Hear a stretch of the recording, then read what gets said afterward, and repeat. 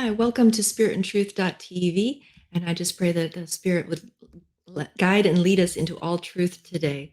And I just want to take a few minutes here and talk about this is if Jesus was a real person or not. And this question gets asked a lot. Was Jesus a real person that walked on this earth? Was he really a historical figure or not? And I think it's something worth exploring why we believe that Jesus was a real person, what theology, academics, others, historians have to say about this, because this is a major point of our apologetic, right, about who Jesus is. We need to first start that he was a real human that lived here on earth, right? He was fully God and fully man, according to Orthodox theology, and that he lived a real life here on earth. And so let's just start off. As a historical figure, Jesus has 4 billion followers that believe that he was a real person. Between Christianity and Islam and other religions, there's a lot of agreement out there. That's over half of the world population.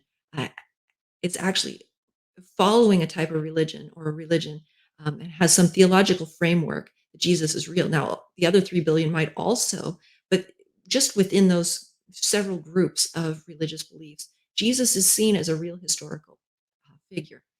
So historians, whether believers or not, should pay significant attention to him as a historical figure, right? We should have a lot of discussion around whether or not Jesus is a real person or not, because that's a lot of people that actually believe that. Okay, so the first thing we need to talk about is where do we get our information about Jesus? So, one of the major areas is the Gospels out of the Bible. Now, just because it's a religious book, do we write it off or do we bring it into the discussion? And as we'll see, the Bible, and I'm just making a high end summary, we'll go and support this later, that the Gospels are seen academically as ancient biographies. They're not novels, they're not fables, they're not anything else. They're seen as the actual forms of biography. But what is an ancient biography and how much of it has to be fact? How much of it is made up? How much of it can we trust as historically reliable and historical fact? Again, in the academic world, it's actually much higher than you would think that this is an ancient biography and that has validity of historical fact in it. And it's not just something that the people made up. And the other issue is this is the gospels were written in living memory, which means they were written, within about 40 years of Jesus's life. So a lot of people were still alive that had met Jesus and they were able to corroborate. So these are not like made up narratives or stories and biographies well after the person lived. There's still people living and they would have objected to having fictionalized or kind of stories about Jesus, right? The apostles were still alive who had met Jesus. And so there was a lot of things going into the way that the gospels were written that make them actually pretty reliable as far as histories and biographies. And we'll get into some of those issues because it's always true that the person that writes a biography has a lens and those kinds of things, but that does not discount that for the majority case, especially here, there were so many people alive that could say, hey, that's not right or that is right when the gospels were written, that people would have objected and not circulated them as the primary story, which doesn't normally happen with biographies. They tend to be written hundreds of years after the person lived. And there's nobody around anymore to say, hey, that's not quite how that happened. But with the Gospels, that wasn't the case. There were still a lot of people alive. Okay, so moving forward. So, what other historical texts do we have than just the Bible to talk about Jesus? Well, Jesus was not the discussion of many historical texts, and this should be what we expect. He wasn't somebody famous. He wasn't um, a king or a Caesar, and even those people sometimes only have short bits still in the written record about them. This was 2,000 years ago. There's not a huge amount of manuscripts that survive. But on top of that, how much of any one of our daily lives is actually saved? I mean, now that we have computers, but even 100 years ago, how much records did people keep? Or even before books, how much were people keeping of normal people's lives? You just wouldn't have thought to write it down. The interest typically in that time period for histories was about the Roman Empire and its leaders, significant events, things like Agrippa and Herod the Great only have short glosses about them in the historical text. So even the most important people, there wasn't a lot written about them. And so that's part of it. And then most religious figures only have a small following. Um, and early on, there's very little written about them. Typically, it's usually a couple centuries later. And so to even have these writings about Jesus is quite unusual to have this much written. Four gospels, four biographies were written about him. Yeah, they used each other's materials and things like that, most likely. Um, Even some of the Jewish historians like Josephus don't even mention Hillel, who's incredibly famous for his day as a teacher. And Pilate, the Roman leader, is only mentioned in one Roman text. So we don't find a lot of literature of this time period about even other historical figures that we would expect to see. So that we even have this amount written about Jesus is pretty significant. And so let's look also at what's not in the gospel. So we have Josephus, who was a historian from 37 to 100 AD time period, and he claimed to be a Pharisee, and he wrote about John the Baptist, James the brother of Jesus, and Jesus a little bit. There's not a ton. He portrays Jesus as a sage, a wonder worker. He talks about his execution by the government. We do know that Josephus, as a text, isn't completely reliable, that there was probably editing and stuff that came on later on. But in some of the earliest manuscripts that have been found on Josephus, there are these quotes about Jesus being a wise man, a wonder worker, a teacher. That Jews and Gentiles listened to him, and that he was executed. And so I put this here. You can go ahead and read the quote out of Josephus or look it up for yourself. I just to put it out there, Jesus was recorded as a historical figure of a historian of that time period, outside of the gospel writers and the disciples. There were some other places that Jesus is talked about. The death and life of Jesus are documented, by his followers and by biased uh, people and unbiased people from external sources that maybe didn't even like him. And so we have around 45 years after his crucifixion, Mara Bar Serapion, the Syrian philosopher, writes that the Jewish wise king was executed, and and and that happened. And so we have that external source. We have Tacitus making reference to Jesus' crucifixion by Pilate in his book. And then we have some other Roman literature, like Roman news, almost like newspapers, right? Or whatever, reporting about the Jewish debates and Jesus and Christ and those kinds of things going on. And so we do have these few external sources that do mention Jesus as a real historical person. And so we just start asking within the scholarly community, how has this discussion gone forward? And, within the historical scholars, within the theological scholars, I'm not talking about within, evangelical seminaries or something. This is within the wider liberal uh, academic world. Was Jesus a historical person? And almost without exception, everyone agrees that Jesus was a historical figure that actually lived. Now, the internet circles might have other opinions, but within the academic community, as far as the way history, literary criticisms, and research goes, they said that there is plenty of evidence that there was a historical person named Jesus that walked the earth. There was no reason for his movement to invent him, and really, you never put forward your hero as being executed for treason, because anyone who follows him then is up for treason as well, especially within living memory. And so this would be considered a suicidal narrative, the one that the gospel writers were putting forward. They were willing to die for it, even at the end of their lives. And so the narrative they were promoting about Jesus, about his death, his resurrection, actually cost them their lives. And so uh, that's not something biographers typically make up. So there was a lot going against them personally to make any fiction. Uh, and especially the story that they did tell was not, a pleasing one for their own benefit. And then we have modern and ancient scholars. We have Jewish rabbis who did not like Jesus or his followers and accused him of being a magician or leading people astray, but they never said he didn't exist. And so this is one of the major issues, right? When I guess we would say his Jesus's haters were writing about him, it does give some validity that he was a real person. Um, and then we have Paul, who writes as well about 20 years after, still showing following and devotion. We see a large amount of people that continue to believe that he was a historical person. Um, Again, there's a lot of different people at that time, and around those time periods. And so this is what the modern academics look at. They look for the evidence. We're not going to be able to dig up some archaeology about Jesus's hairbrush or those kinds of things necessarily, right? Most peasants or merchant class people, you wouldn't have any artifacts like that survive 2,000 years. And so this is where the scholars agree. as far as the history of Jesus, they generally agree that he was a Galilean Jew from Nazareth. They believe there's enough historical evidence from internal and external sources to the Bible. He was a popular sage and prophet whose disciples began a distinctive Jewish movement. So we have this whole movement that grew out of it. They also agree he was a healer and an exorcist, that he was known to reach the marginalized, the poor, the outcast, and he clashed with the elites regularly.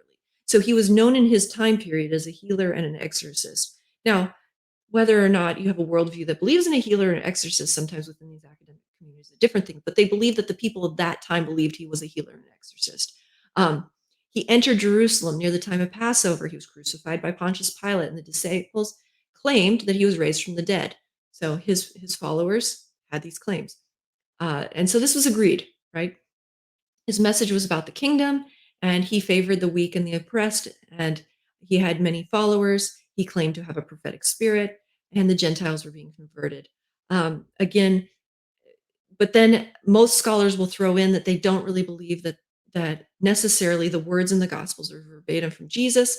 Obviously, there's translations, there was other things going on, and a lot of the times the different Gospel writers use slightly different wording. And so they said, we'll agree on these facts that his disciples believe these things about him. We don't necessarily believe them, but his disciples did. This is what we're being taught. He was a historical person, but we're not quite sure about all the other details. Okay.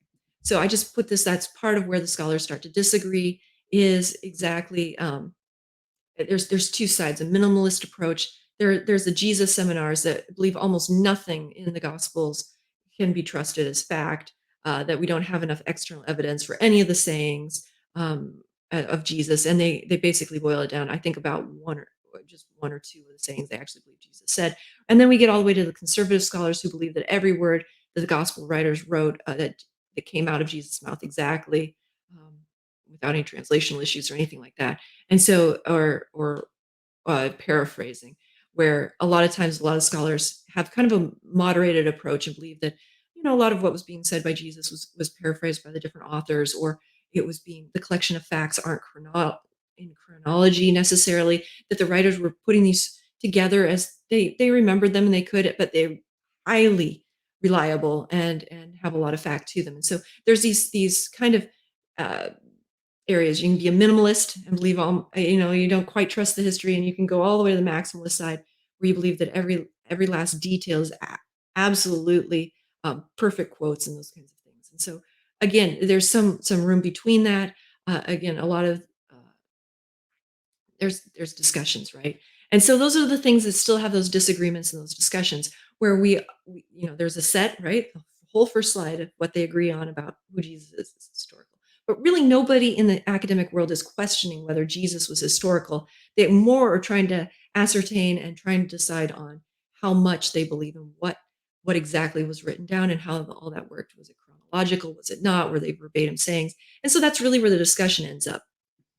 And so then we go out to the popular, right? Not the academic anymore, not the people that are historians, not the people that that have kind of a general guideline for how they assess facts. But let's go to the populace survey. And this is in 2015 in England. This was one of the newer surveys on this, and I just wanted to kind of pick through a little bit here. 30% of young people and 9% of adults say they're not sure they believe in any God. So right, straight out atheists, and 40% of adults and 46% of young people either don't believe or aren't sure that Jesus was a real person. So we go from academics, which almost all, right? We have that quote, almost all academics believe Jesus was a real historical figure based on their academic research and facts and believing, the Gospels as ancient biography and those kinds of things, to the popular survey, which is much lower in belief, which is 40 to 46% here in the survey of people believing that Jesus was a historical figure. And so, why do we have such a difference between the popular approach and the academic? So, if we had a little bit more academic background, a little bit more fact, a little bit more understanding of history and the different external texts, would that help move some of this population into understanding, or do we have an anomalous population? I mean, this is England, it's modern, maybe it's a little different, it's maybe not as religious as some other places. And then we have about the same amount believes that Jesus rose from the dead. So there seems to be a faith level as well in this population. Um, 60% believe he was a real person and 40% believe that he rose from the dead, about that much. And so, there's about 40% that have some level of faith then, because the resurrection, like before in the historians, that's not agreed upon. They believe the disciples believed he rose from the dead, but they don't necessarily themselves believe that. But here we have 40% of people that do. So that is a good thing, right? And so we have this populist approach, right? There's many different things that we can maybe bring to the population that we're trying to talk to, that other people do believe in a historical Jesus. The academics do. That again, a lot of scholars tend to focus on what's probable instead of what's provable, right? We have like 99.99% of peasants don't leave archaeology data. Every historian knows that, but maybe the general population doesn't really realize that. Maybe that's something that they need to work through in their understanding that, yeah, there's no archaeological evidence for certain people living, but we don't really expect it. So that's not probable. And so that's okay. As far as a historian, historians are looking at what we do have. We have these texts, we have Josephus, we have Catechus, we have these other external documents that do describe the person of Jesus within living memory. Again, sometimes there's some methodologies and axioms and stuff that come in. A lot of times in the populist approach, mostly it's just like we said, like ad hominem arguments, just attacks on character. Oh, I don't believe that, and you're dumb, right? We don't see a lot of that in the academic world. We see more. They talk about facts. They try to get at that, and so sometimes in the popular, blog posts or those kinds of things, you'll see more of those kind of discussions going on. And so, how do we discuss these things intelligently? How do we bring in some of the historical facts that the academic world provides for us to actually help support our theological position that Jesus was a historical person and worth studying? Um, and so, just for a moment, historiography is what historians do. They build histories, they study the methods of how they build histories. And so, that's what historiography is. How do we get our histories? Why did these people write it? What genre are they using? How are the facts being brought together? And only a minority of scholars um, view the Gospels and these kinds of things as just made up stories with no historical basis. They really do believe that Jesus was a historical figure. Now, the amount is differing in the academic world of how much they believe in the Gospels is really happened and didn't. Again, as believers, we tend to believe the majority of it did happen the way it says. Now, again, the chronologies and some of the quotes being paraphrases and things like that. There's sometimes some discussion in that realm, but in general, Jesus was doing miracles. He was raised from the dead. He was crucified. He had a following. He spoke on the kingdom. All those things we take almost through faith, and for granted that this is reliable. But they're also within the historical and academic community. They say that this is a reliable biography, right? It's written within living memory, and we have these things. And so, again, there is some room though for those writers to have a little bit of their own narrative construction around it.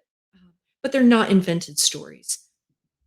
Okay, so are there other ancient biographies? Here's a list if you ever really care around that time. And so we can compare the Gospels to other people who are writing. So, Matthew, Mark, Luke, and John wrote about Jesus, but we have Cornelius Nepos of the first century who wrote about other Roman people. We have Plutarch who also wrote about people. Philo, Josephus, Tadicus all wrote about people in this time period. And in general, their biographies were about the same length as the biographies of Matthew, Mark, Luke, and John wrote about Jesus. And so we have these comparisons we can make.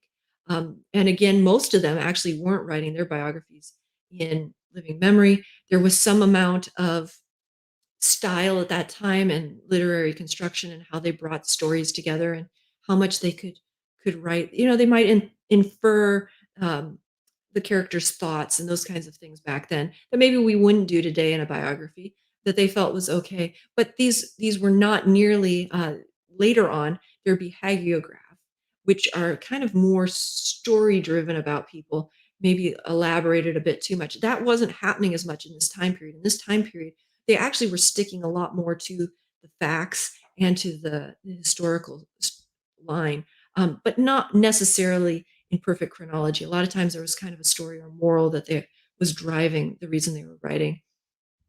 Okay, so that's just some things that we can know about the study of biography. So the Gospels contain the most biographic information about Jesus.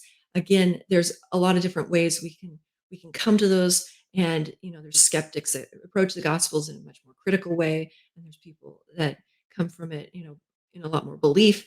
And so, personally, though, the Gospels don't read like novels, legends, or fictitious incidents. They actually read as biographies of that day and that time period. And so there is some validity to even in the academic world of them being historical documents. Dr. Burridge of Cambridge in 1992 set out to disprove that the Gospels were in the genre of biography, meaning they were some sort of legend or story or something. And what happened was he concluded, he was a skeptic, that they were historical biographies, that they were really historically based biographies. And this became the academic position in 1992. So since then, that hasn't, some people might challenge it a bit, but this is the position that is set out there in the academic community. And I think this is something important that we can present to the popular community, because the popular community seems to be lagging behind the academic community in this regard. And so maybe more of an awareness of some of these details and facts that, it is academically accepted. Those who have looked into this as skeptics have come to the conclusion that the Gospels are reliable as historical data.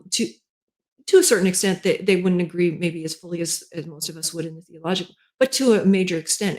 And there is a huge amount that the scholars agree on about Jesus being a real person from a particular place, that he died, you know, and that he had followers and those kinds of things too. And so maybe bringing some of those things into our discussions and our apologetics would really help people with their belief in Jesus.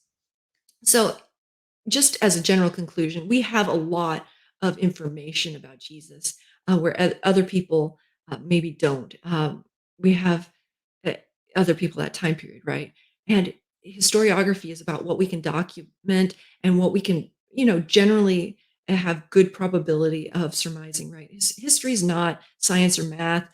You get as much fact as you can and you pull it all together and you go, can I really base my belief on this? And some people, they want that fact before they put their belief in something. And that is something that we have to deal with. And so this is one of those things that just, it's good to understand where we're at in this discussion, that Jesus was a historical person. This is generally accepted in the academic world, and it's something we need to help move forward in the popular world. And then we need to ask just for ourselves, what is the impact?